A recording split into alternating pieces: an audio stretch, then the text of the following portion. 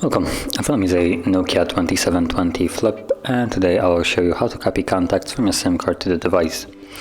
So to get started, let's open up our contact book right here, and then you want to scroll down and you will have the option. So let's tap on options and go all the way down, or just press up once, actually a couple more times. So we're looking to move contacts, and then move from SIM card to phone. Now we don't really have any other options, and once you choose those two, you'll have a list of the contacts that are on the SIM card. So simply tap on the ones that you want to move, like so, and from there you can tap on move.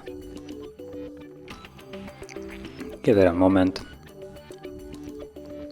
It looks like moving contacts is a fairly strenuous process for this device, so yeah, once it's finished moving all the contacts, you can actually find them in the contact list, and they will be the ones without any kind of icon next to it. As you can see, these with the icon on the side are the ones that are on the SIM card, and everything, or the three contacts on the top, are the ones that are on the device.